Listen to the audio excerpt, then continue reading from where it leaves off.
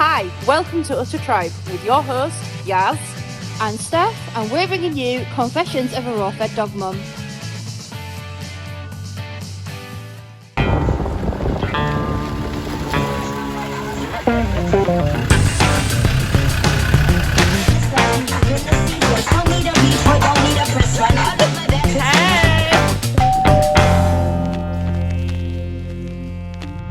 NutriWorld, Steph speaking. How can I help?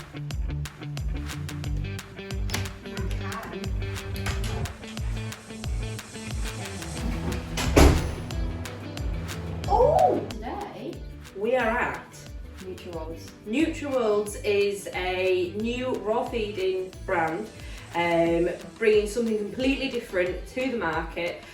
So we're here to chat with Liz, the owner, and have a little factory tour. Come with us.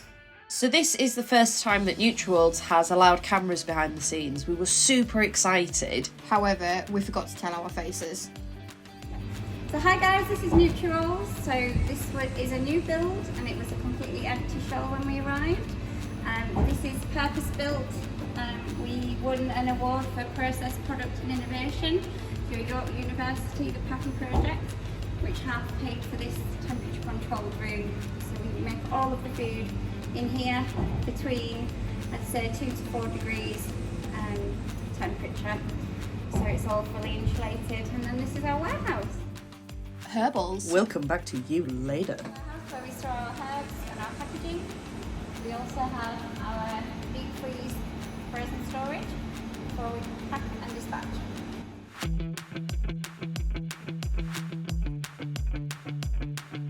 So we're at -18 in here, so it's very chilly. I can attest to that. It is freezing. And we've been building stocks, so we're nice and full. We've been building stocks for our new raw Italy intense time. Exciting! So excited. Right. Liz, I've got a question for you. I was going to ask you in the freezer, but it is like so cold, it's not funny.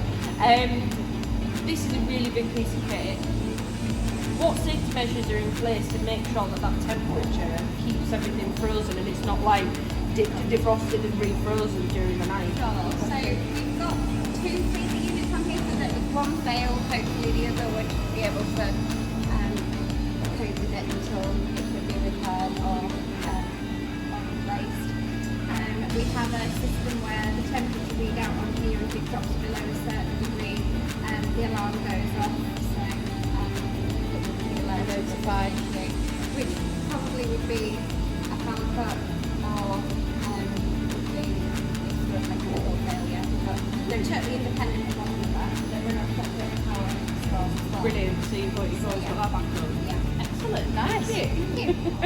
Okay, so when we set up NutriRolls, my background's obviously in food packaging and fresh red meat. So I'm used to working to a BRC, which is the British Retail Consortium standards, which they set the standards across the board for any food manufacturing or packing or anything to do with food or retail. Basically, they have a standard. Yeah. And the company that I previously worked for was a AA standard, so our standards were very high. We were a Japanese-owned company, and the ethos on quality and quality controls was always very high. Yeah. So actually a trained internal BRC auditor. I've been over factories all over the world auditing them for their quality systems. So I've, with the help of my old colleague at my previous employment, we created all of the quality procedures here at NutriRolls, and it's something that I'm really a bit proud of, really, because I think you should be proud of it. I think we've done a really good job in setting our stall out of what we want to do and how we want to go about working. Yeah. So obviously we're dealing with raw meats, so there's a lot of risk involved to the general public, which obviously we would want to avoid, and also we wouldn't want to cause any illness to animals. Yeah. Full procedure, so our supplier approval procedure says, is the supply that we're buying off BRC approved? Yes, it is. Fantastic. That's already covered so much stuff that we want from our supplier, because it's like BRC is the gold standard. If it isn't BRC, we might still consider it, although we don't actually have any BRC, non-BRC approved suppliers. But there might be a small supplier who's doing niche stuff who wouldn't be big enough to have BRC, so we couldn't just discount them for that reason. Yeah. So then we'd have a different, in the flow diagram for the supplier approval, we'd have a different, are they BRC approved, yes or no, and then we would follow the procedure for whether or not we then go and visit them, audit them, or whether or not we're happy with sending them questionnaire and having them answer our things. So they would go, if they had met with all of our things, they would go on an approved supplier list. We prefer to work with accredited suppliers. We get certificates of conformity, so for all of our meat products and fish products and herb products, well everything, every part of the ingredient, we have a specification sheet which says what is that, what are the components of that particular item. And we also have the same for like our cleaning products and things like that. We have material MSDS sheets, so we make sure that we're covered if we have anything chemical. Obviously it's food safe, so we have the certification to say that that is food safe that we're using. So then we have the preparation of the raw materials, the grinding of the raw materials, the portioning of the raw materials, and packing of the finished products. So that takes us to our critical control point number 2. I think to say you're 7 months in, I think you, for me, set a new standard of what I expect or what I would like other raw companies to be doing. You know, the amount of testing, I was just like, yeah, it's very expensive, and it is. I imagine. It is frustrating when we have orders and we can't send things out because we're waiting on test results and things like that. You ask Amy, she has to firefight it a lot of the time, but it's just really important to us that we do get those tests negative. Yeah. To the magic room of production. Come on, let's go. Let's go. That is some good looking, nutritious food. Come on, Matt, show us how you've done it. Rewind.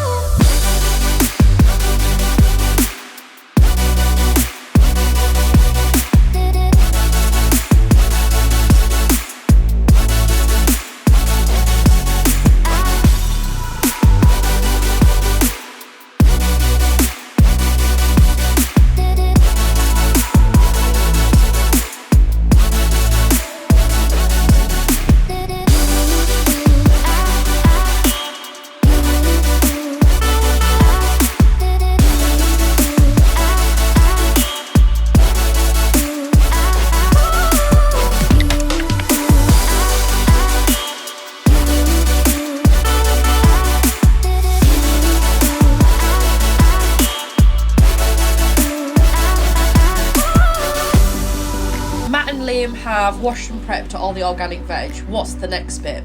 So the prepped vegetables, the bone and the organs are all going to go in together. They're going to be mixed up and go through on a finer grind. So why is it that we do them separately? So it's an even distribution.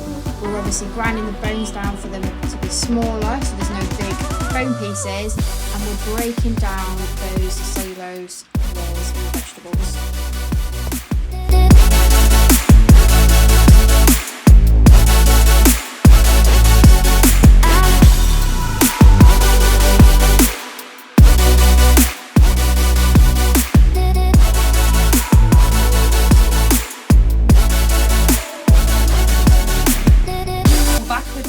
Steph, tell us a little bit more about what Matt's measuring out.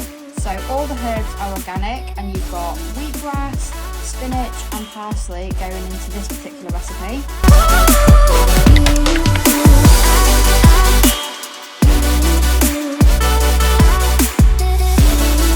This is pink organic Himalayan salt. It's a really good source of electrolytes.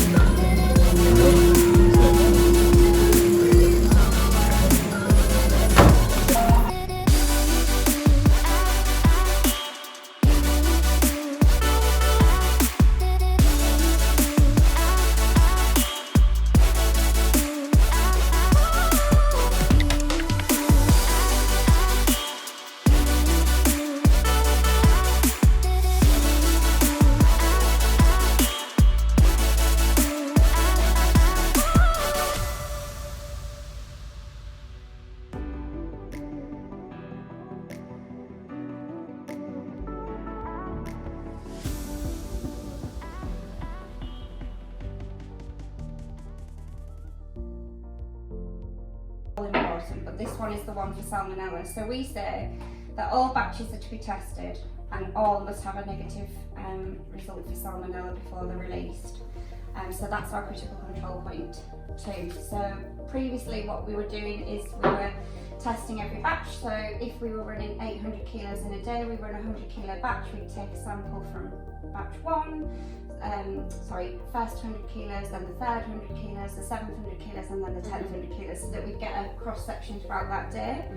And if we ran something over 2 days, we'd take the sample testing from the second day, because that's potentially been sat in the room the longest and allowed the most time in the room. So we always test worst case scenario, if you like. So that goes off to the labs which are UCAS accredited over Northern Hygiene.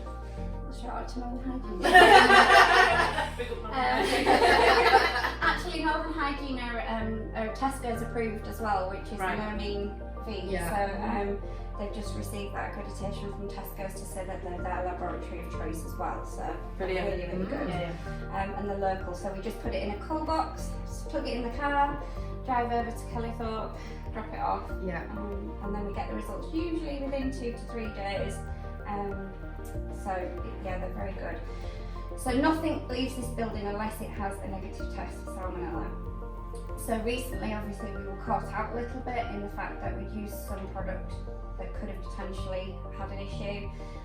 So we had to recall our rabbits. We've changed our process a little bit now. So what we do now is when we're doing the testing, we test, so beef offal goes into all of our completes.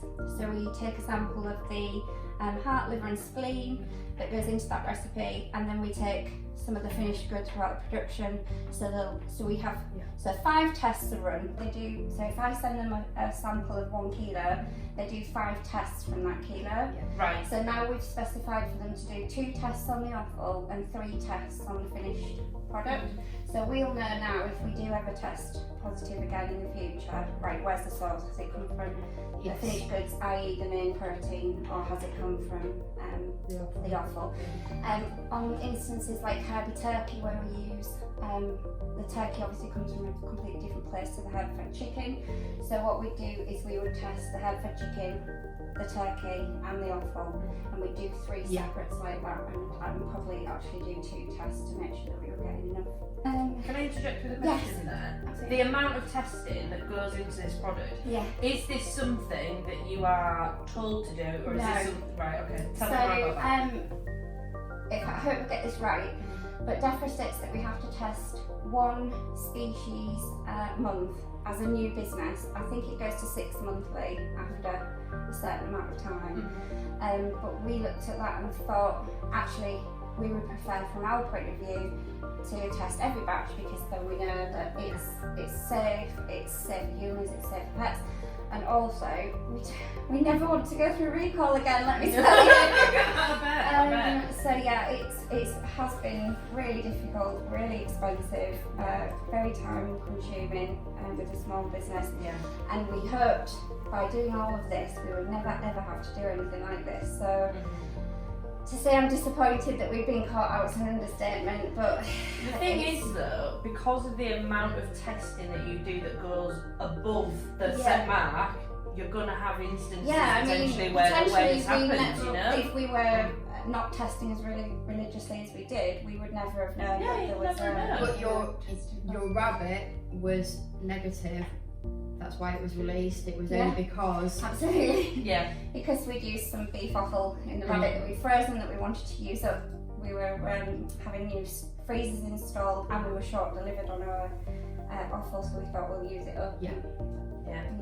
Well, you just gone past your first year of business, haven't you? No, so business has been registered since March 2019, but we actually launched on the 28th of February this year, so we're only like in our 7th month. Wow. So we're still a baby, really. Thank you so much for having us at your factory. Thank you for coming. No, thank you. We've really enjoyed it, learnt so much, and look forward to seeing you again. Thank you. See you later, guys. Until next time. See you in a bit. Okay. Right. We're just packing her up for next time. Easy for me. Series part done. Here's the bloopers. Hi, MTV. Welcome to our page.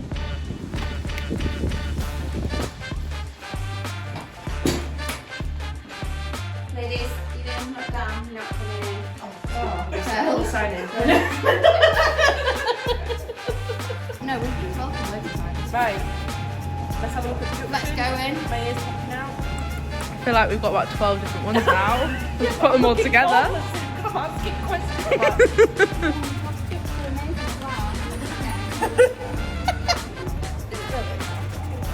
No, it's like as a giggle, but it's really bad.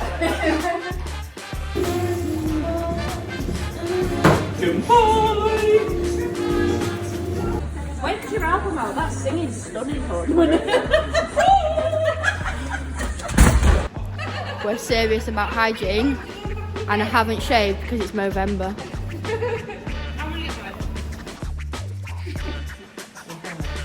Yeah. I have to put this on my face.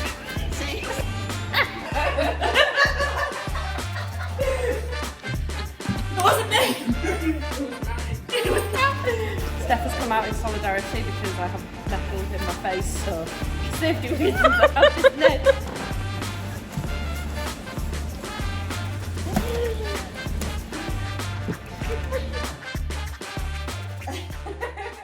Don't forget to like, subscribe, and ring that bell. to keep up to date with our latest Raw adventures.